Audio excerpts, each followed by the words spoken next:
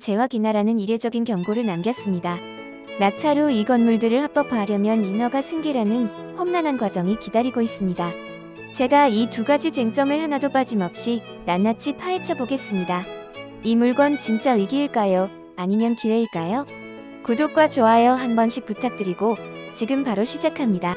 오늘 소개해드릴 물건은 충청남도 서산시 음암면 신장리에 자리한 전원주택입니다. 지금 화면에 보시는 광역지도에서 위치를 확인해 보시면 대전시, 세종시, 평택, 당진, 태안, 서해안 쪽에 자리한 도시입니다. 왼쪽으로는 태안반도, 위쪽으로는 당진, 아래로는 홍성 예산과 맞닿아 있습니다.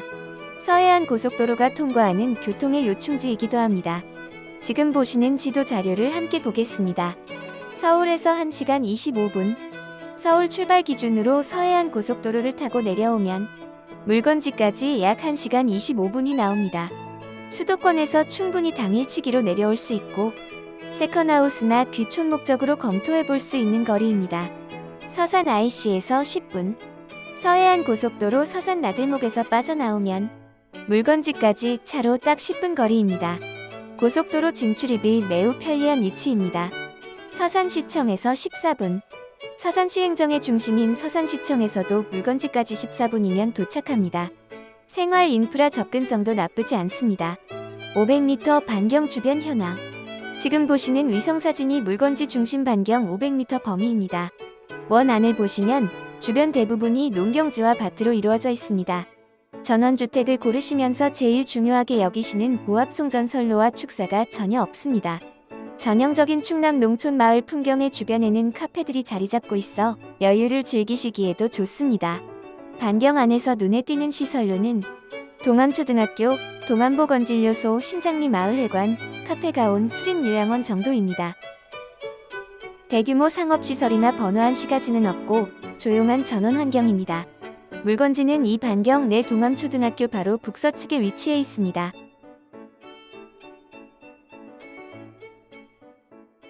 내비게이션으로 동암초등학교를 찍고 북서쪽으로 진입하면 어렵지 않게 찾을 수 있습니다. 남측으로 노폭 약 4m의 포장도로가 접해 있어 차량 출입은 무리 없이 가능합니다.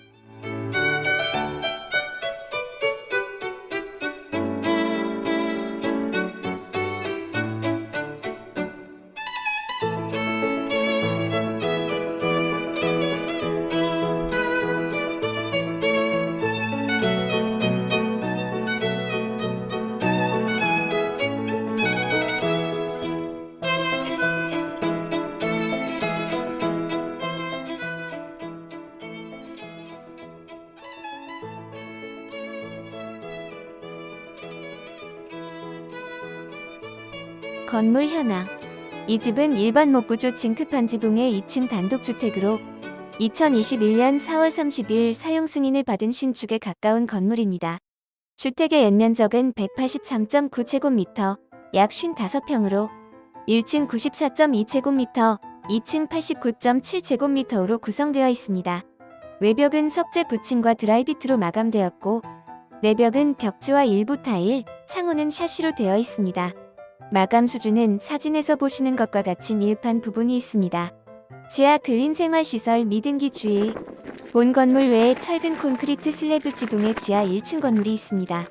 면적은 136제곱미터, 약 41평으로 주차장 및 창고로 사용 중이며 2021년 사용 승인을 받은 건물입니다. 그런데 건축물 대장에는 등재되어 있지만 등기부 등본에는 존재하지 않습니다. 법적 소유권 공시가 되지 않은 미등기 건물이라는 뜻입니다. 이 부분은 뒤에서 더 자세히 짚어보겠습니다. 앞마당과 제시의 건물들. 임장 결과 이 집은 최대한 뒤로 밀어서 건축되어 있어 앞마당이 생각보다 상당히 넓습니다. 주차장 차고 위에는 이동식 수영장을 놓기에도 충분한 공간이고 텃밭이나 화단, 야외 테이블 세팅 등 전원 생활을 그대로 누릴 수 있는 구조입니다. 제시의 건물 5개가 감정평가에 포함되어 있는데 이 건물들에 대해서도 뒤에서 중요한 법적 쟁점을 말씀드리겠습니다. 거실 비와 방이. 거실 창으로 바라보면 황토밭과 야트막한 야산 풍경이 펼쳐집니다. 방위는 거실창 기준 남향 주변에 높은 건물이나 임야가 없어 일조량과 조망이 아주 좋습니다. 난방과 취사는 LPG를 사용합니다. 지적도 상총 6필지가 이번 경매 물건에 포함됩니다. 합계 토지 2,494제곱미터, 약 754평입니다. 토지 이용 계획 및 제한사항. 이 물건에 걸려있는 규제 항목들입니다. 구체적인 내용은 깊이 들어가지 않겠지만 항목 자체는 확인하셔야 합니다. 계획관리지역, 가축사육 제한구역, 비행안전 제2구역, 군용비행장 소음대책지역 제3종구역. 특히 비행안전구역과 소음대책지역은 건축행위나 용도 변경 시 제한이 생길 수 있습니다. 구체적인 행위 가능 여부는 서산시청 도시계획과에 직접 확인하시기 바랍니다. 주변 대지 시세는 40만원에서 45만원 평 수준. 최근 1년 이 지역 경매 낙찰 가율은 101.18%로 수요는 살아있는 지역입니다. 지금 화면에 보이시는 표가 이 물건의 핵심 정보를 한눈에 정리한 자료입니다. 사건 번호 서산지원 2024타 경육만 266. 소재지 충남 서산시 음암면 신장리 261-45의 5필지. 감정가는 10억 3,700만원. 토지 754평, 건물 96.8평, 제시외 건물까지 모두 포함한 금액입니다. 그런데 지금 최저가는 5억 900만원, 감정가 대비 딱 49%입니다. 감정가에 반값에 나와 있다는 거죠. 매각기일은 2026년 4월 8일 3차 유찰되면 5월 13일 4차로 진행됩니다. 가격을 좀 더 뜯어보면 토지평가 감정가 기준 평당 39만원, 근본 입찰가는 평당 19만원 수준. 건물평가 감정가 기준 평당 413만원, 근본 입찰가는 약 200만원 수준. 제시의 평가 마이너스 3억 4,100만원으로 주차장, 창고, 콘크리트 기초, 일반 목구조 지붕 건물 등이 모두 포함됩니다. 이 물건에 숨겨진 배경 세 채 짓다가 한 채에서 멈춘 이야기. 임장을 하는 중 인근에 거주하시는 분을 만나본 주택에 관한 스토리를 듣게 되었습니다. 이 땅은 원래 전원주택 세 채를 지을 계획으로 개발이 시작된 부지였답니다. 754평이라는 넓은 토지를 3개 구획으로 나눠 250평씩 전원주택 단지를 조성하려던 프로젝트였다는 거죠. 그런데 한 채를 완공하던 중 자금이 막히면서 부도가 났고 결국 미완성 상태로 경매에 넘어오게 된 겁니다. 나머지 2채를 지으려 했던 부지는 지금 토목 기초 작업만 된 상태로 그대로 멈춰 있습니다. 이 부분이 제시의 건물 5개 중 콘크리트 기초 구조물로 감정가에 잡혀있는 것들입니다. 리스크를 감당할 자신이 있는 분께는 단순히 집 한 채를 사는 게 아니라 전원주택 개발 사업의 출발점이 될 수 있는 물건이기도 합니다. 주요 확인사항 총 4가지. 화면 하단 초록 박스에 나와 있는 주요 확인사항 4가지. 하나씩 차례로 짚어보겠습니다. 1. 농지 전용 부담금 이행지 납부 완료 확인. 목록 1, 2, 4번 필지는 지목이 전 대지로 변경하기 위한 이행지입니다. 농지 전용 부담금이 발생하는데 제가 서산시청에 직접 확인한 결과 약 1,300만원 규모의 전용 부담금이 이미 납부 완료된 상태라고 합니다. 이 부분은 걱정 안 하셔도 됩니다. 이 농지 취득 자격증명 미제출 시 보증금 5천만원 몰수. 지목이 전인 새 필지 때문에 농지 취득 자격증명을 반드시 제출해야 합니다. 낙찰 후 7일 이내 제출이 원칙이며 제출하지 않으면 보증금 5천만원을 돌려받지 못합니다. 관내 거주자는 심해 대상이 되면 최대 14일까지 걸릴 수 있습니다. 팁 담당자에게 건물이 완공되어 지목 변경만 남은 경매건이라고 설명하면 발급이 훨씬 수월합니다. 낙찰 받자마자 바로 움직이셔야 합니다. 3. 유치권 신고 점유 없어 성립 어려움. 앞서 말씀드린 유치권 문제를 좀 더 깊이 들어가겠습니다. 유치권이 법적으로 성립하려면 2가지 요건이 동시에 충족되어야 합니다. 살아있는 채권, 그리고 계속된 점유. 이 물건은 2가지 모두 의심스럽습니다. 채권 소멸시효부터 보겠습니다. 공사대금 채권의 소멸시효는 민법 제163조에 따라 3년입니다. 그런데 기산점, 즉 시효가 시작되는 시점이 중요합니다. 판례는 준공 후 즉시가 아니라 준공 후 60일이 경과한 다음 날을 기산점으로 봅니다. 왜냐하면 건설 도급 실무에서는 준공 직후하자 점검과 서류 정리, 잔금 정산까지 통상 60일의 유예기간을 두는 것이 업계 관행이기 때문입니다. 법원도 이 관행을 인정해서 60일이 지난 뒤부터 채권자가 실질적으로 권리를 행사할 수 있다고 본 것입니다. 이 기준으로 계산해 보겠습니다. 사용 승인일 2021년 4월 30일, 기산점 2021년 6월 29일, 시효 만료 2024년 6월 29일, 경매 개시 결정 2024년 11월 11일. CEO가 완성되고 나서 4개월 반이 지난 뒤에 경매가 시작됐습니다.